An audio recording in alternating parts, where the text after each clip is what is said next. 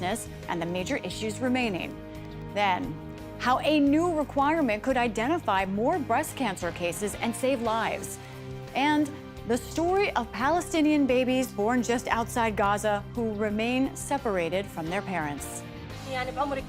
I'm not sure that she recognizes me on the phone, she says, but the nurses tell me she does.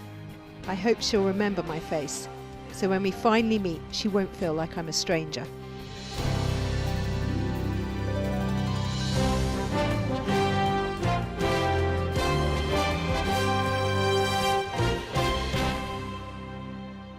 Major funding for PBS News Weekend has been provided by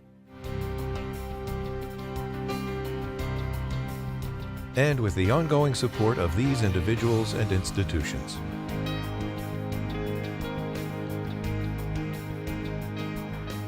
And friends of the NewsHour.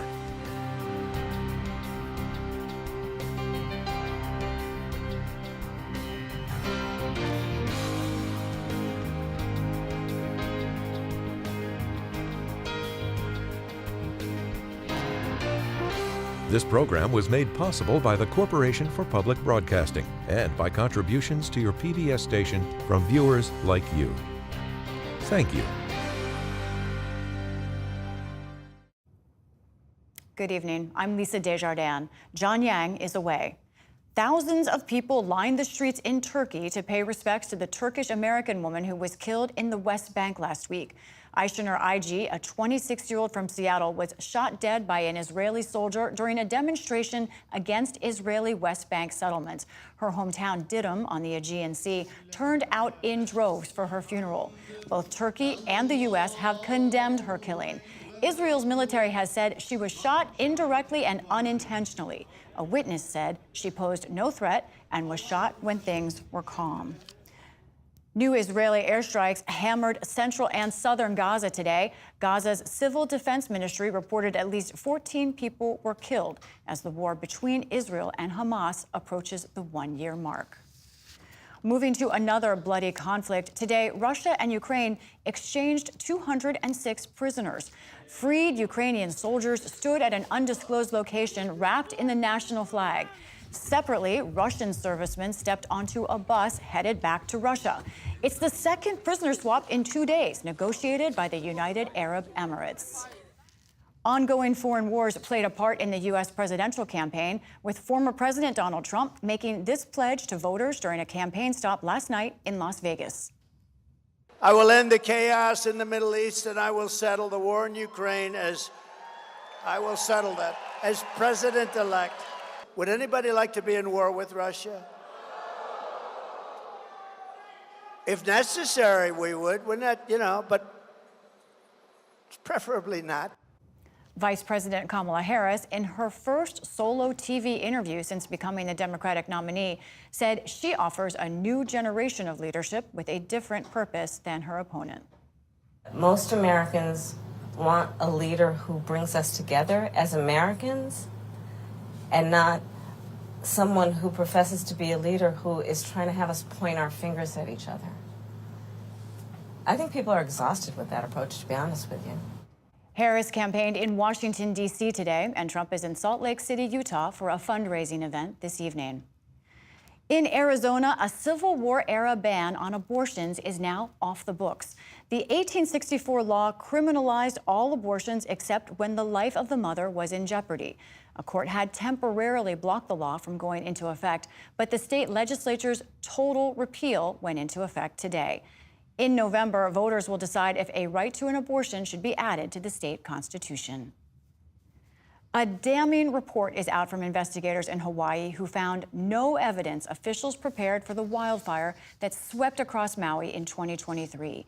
The report, released last night, said even though officials had days of warnings that conditions were ripe for fires, lack of planning meant evacuation efforts came too late for many in Lahaina. 102 people died in that fire. Still to come on PBS News Weekend. How a new federal requirement could help identify more breast cancer, and Gazan parents separated from their babies by war. This is PBS News Weekend. from WETA Studios in Washington, home of the PBS News Hour, weeknights on PBS. Now to a problem across the country and one bright spot of improvement. On any given night last year in the U.S., some 653,000 people were homeless. That's according to government data. That was up from 2022, a 12% increase. But one group has seen some improvement over the last 15 years, veterans. Much of that can be credited to a government housing program from the Department of Housing and Urban Development and Department of Veterans Affairs. It's called HUD-VASH, after the agency's names. The program combines housing department vouchers for rent with individual-focused casework from the Veterans Department. Since 2009, that program has led to a 52% drop in homelessness among veterans. Anna Leva is CEO of the National Alliance to End Homelessness. Before that, she spent a decade at the Department of Housing and Urban Development and helped design HUD-VASH. Thank you for joining us. Thank you so much for having me. First, I want to talk overall about homelessness in this country. Where are we right now? As you mentioned, about 653,000 people on any given night are experiencing homelessness across the country. About 35,000 of those folks are veterans, folks who have served in our military. And what we've seen over the last several years is, especially since 2016, has been an increase in the number of people living unsheltered in this country.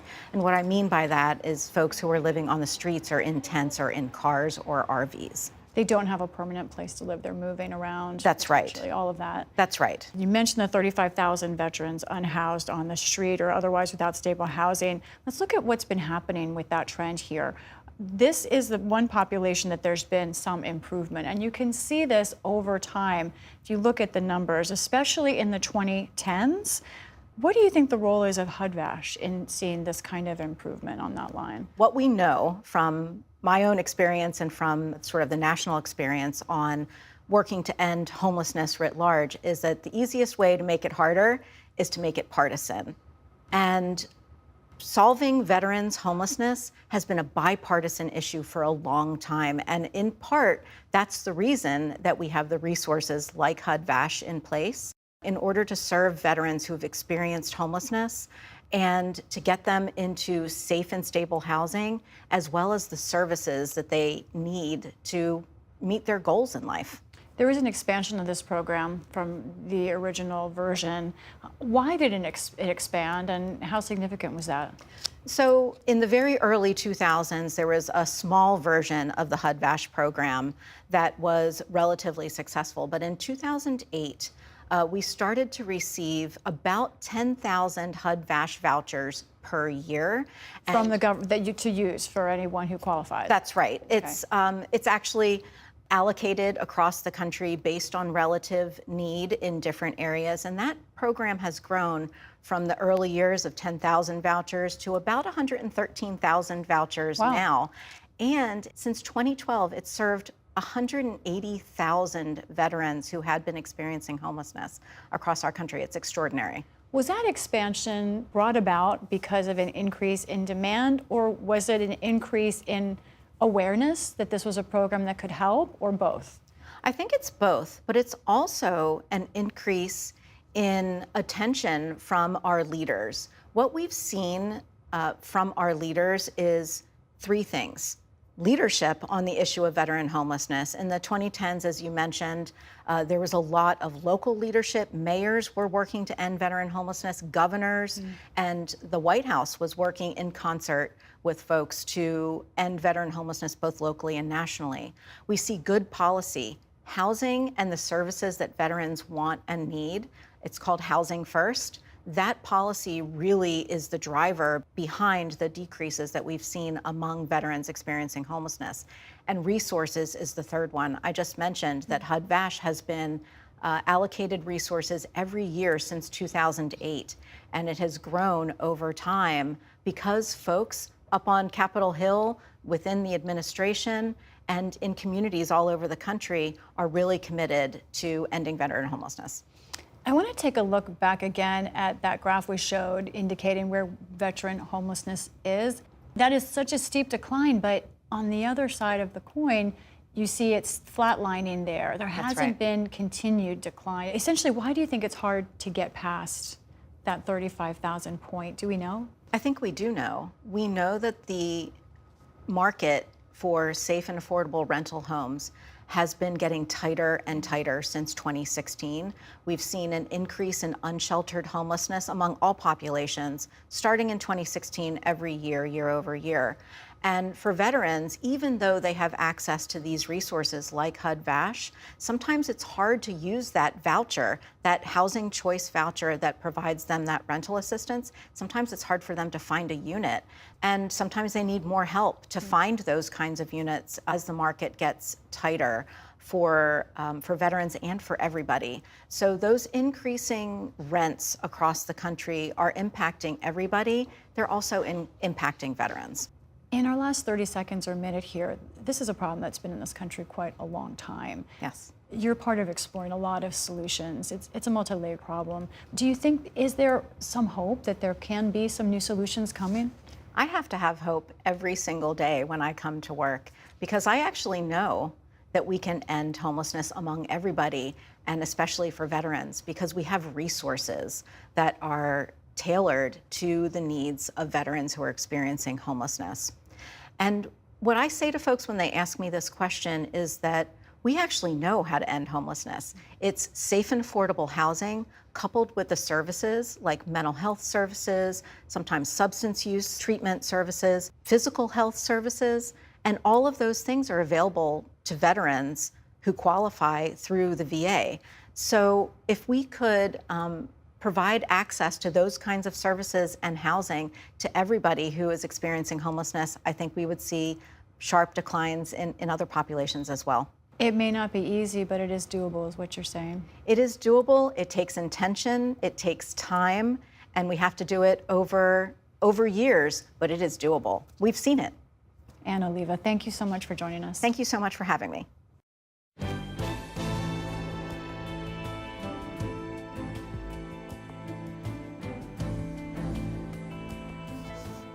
A sobering number. About 1 in 8 women will be diagnosed with breast cancer in her lifetime.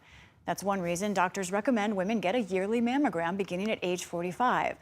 But for some women, mammograms won't detect their cancer, which is why, as Ali Rogan reports, a new FDA requirement could identify more breast cancer cases and save lives. Earlier this week, the FDA began requiring that all mammogram reports disclose information on a patient's breast density.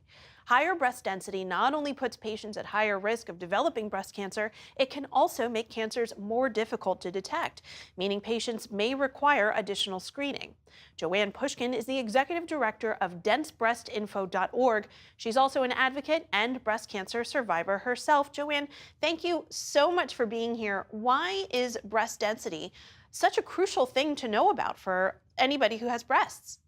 Well, they're common and normal, and most women have some level of breast density in their breasts. But as density increases, so does the likelihood that a cancer will be missed if it's present. And breast density in and of itself is an independent risk factor for the development of breast cancer. So for women with dense breasts, it can both hide cancer and increase their risk. And so they certainly need to know this information. Now that these new FDA requirements have gone into effect, what does that mean for a woman? Will it be that it's going to be in more plain English than it has, or just that there's a standardized language that's going to be used? Yes, both. Some state laws did not even tell the woman she had dense breasts. Some did not tell her she was at increased risk. So the new notification includes 4 components. The first is that it definitively tells the woman if she has dense breasts.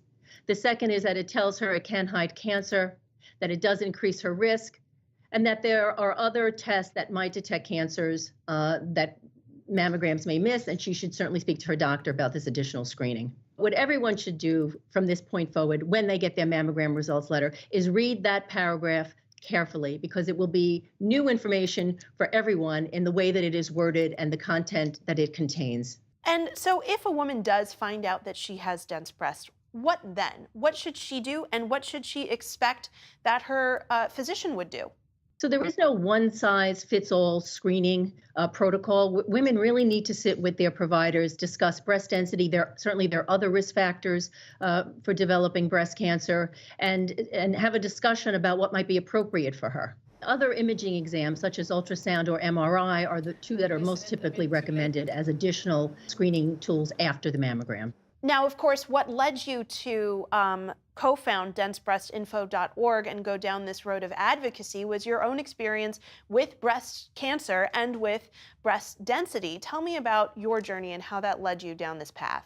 I was 45 years old, and at that point had been getting mammograms since 40, every 5 years prior to that. And of course, I never missed one, and I was a faithful patient and exercised, ate healthy, had only one relative that had ever had breast cancer. And then one day, though, during a self-exam, I feel a lump. I wasn't too concerned because I had just had a very recent normal mammogram. But of course, they tell you if you feel something to call your doctor, and I certainly did. And in I went. And he felt the lump and sent me on then for a diagnostic mammogram and for an ultrasound the very same day. And now I'm waiting in that little room for them to come back, hopefully to give me the all clear. And the tech comes in and says, oh, we didn't detect anything. And I was a little confused because I knew I felt something, but it was a large facility with multiple waiting rooms, and I just assumed she'd come back into the wrong room. And I said, oh, no, I'm the lady with the lump so big I can feel it. And she said, oh, that's going to be a hard find for us. You have extremely dense breasts. And I remember sitting back and saying, what? And I'm sent for the ultrasound, 15 minutes later, and there it is, quite obviously. So what was not visible at all on the mammogram was clearly detectable on the ultrasound. And you had been going routinely for mammograms up until that point, and your cancer was not detected. Does that mean that if you had been aware of your breast density, your cancer may have been detected earlier? Certainly, because by size and stage, the cancer was estimated to have been growing for 3 to 5 years in my breast, undetected, every single one of them by mammography. Women are often shocked to learn that in a dense breast, a mammogram report reported to her as normal, negative, or benign does not reliably mean that cancer is not there. These updated guidelines are definitely going to help a lot of women find out more about their bodies, but another hurdle remains insurance coverage of additional screenings. What is the state of that fight? So generally, if a woman's doctor or her health provider says there is a medical need for her to have additional imaging, generally her insurance will cover it, though co-pays and deductibles may apply. Additionally, several states, 33 states right now, have passed laws for expanded coverage for breast imaging after a mammogram. Again, not without copay and deductible necessarily, but they vary from state to state, and women really need a consistent standard for insurance coverage. Just like the FDA this week now has standardized the notification she's going to get, now we need a standardized insurance coverage for women. Joanne Pushkin, Executive Director of DenseBreastInfo.org and an advocate and breast cancer survivor. Thank you so much for joining us. Thank you.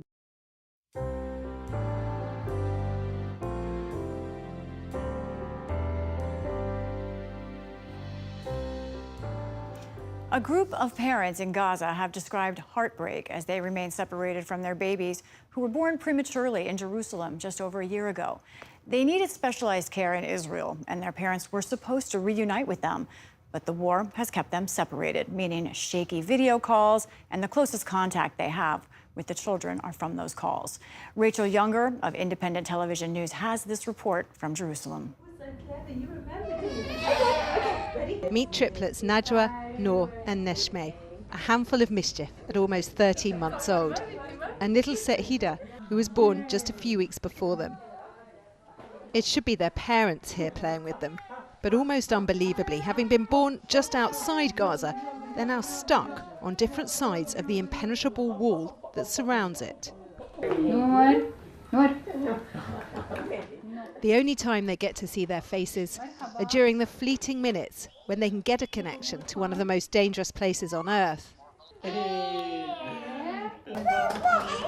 Baba, or Daddy, they shout, as little Neshmeh reaches out for the father she's never met. The hospital can't get hold of Sahida's parents today.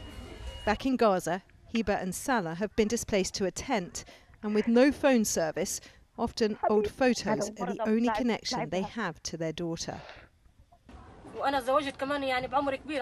not sure that she recognises me on the phone, she says, but the nurses tell me she does. I hope she'll remember my face, so when we finally meet, she won't feel like I'm a stranger. Like the triplets' parents, she'd already waited so long for a daughter. They're all IVF babies, born here prematurely at the end of last summer, because even then the level of neonatal care here wasn't available in Gaza. They come, they get their babies delivered here, then they can stay for a few days or a week or so, and then they have to go home because the permits usually have limited period. They were due to come back for their babies on the 8th of October, but the war means that every day they are missing irreversible milestones. Noor starting to crawl, Neshme learning the drums, Saida attempting to blow her first kisses. You know, each one of us, it would be a very interesting moment in his life when he sees his child just taking his first steps and walking around and talking and saying "Bama," such like that. And the family, they missed those moments. All staff here can do is keep building the bond between baby and parent. What happens when she sees? When see the telephone, always say mama. Yeah, thank you. Across the corridor, other luckier parents watch every moment of their newborn's progress. Because Sahida and the triplets were equally tiny, their mums, in the little time they had, never even got the chance to hold them. That was Rachel Younger of Independent Television News.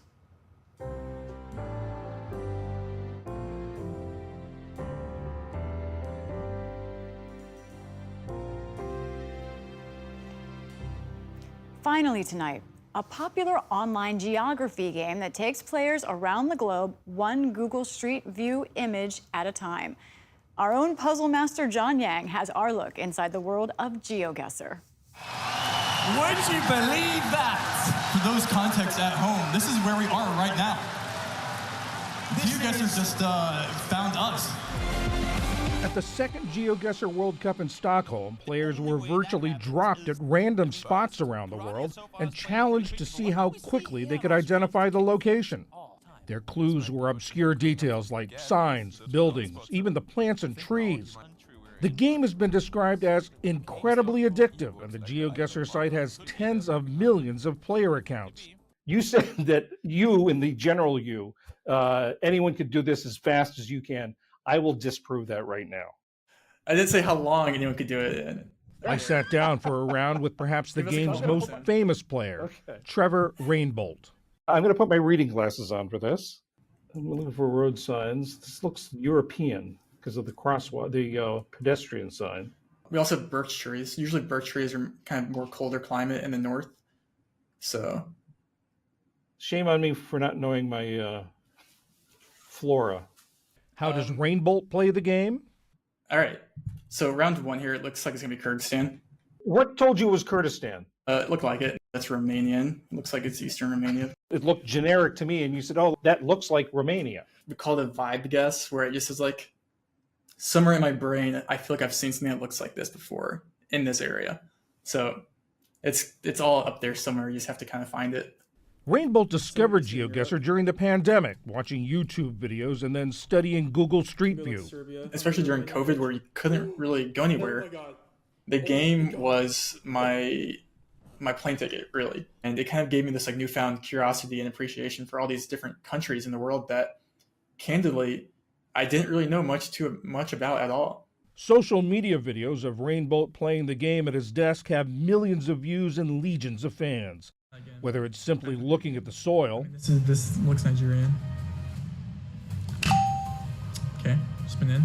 You get that red soil over near Benin and Enugu. Or pixelated details. Just Brazil, pretty free. Sometimes only seeing an image for a tenth of a second. Mexico. Iceland. Indo. I really genuinely don't think I'm some sort of superhuman in the sense of this. It's a lot of just practice and a lot of pattern recognition.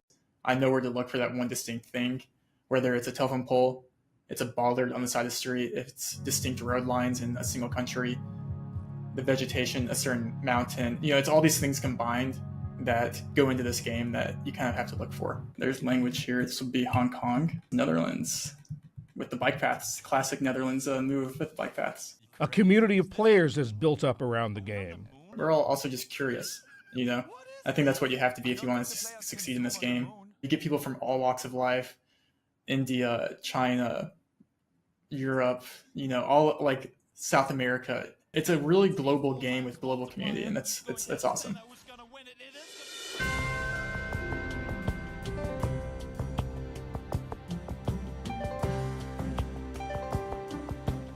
And that's our program for tonight. I'm Lisa Desjardins. For all of my colleagues, thank you for joining us. See you tomorrow.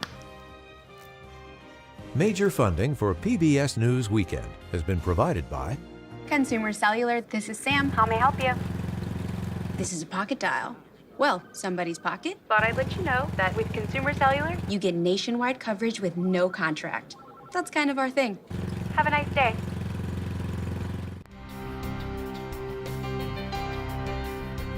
and with the ongoing support of these individuals and institutions.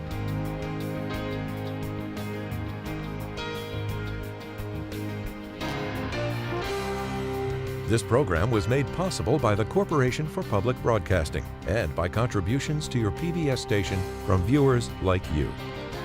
Thank you.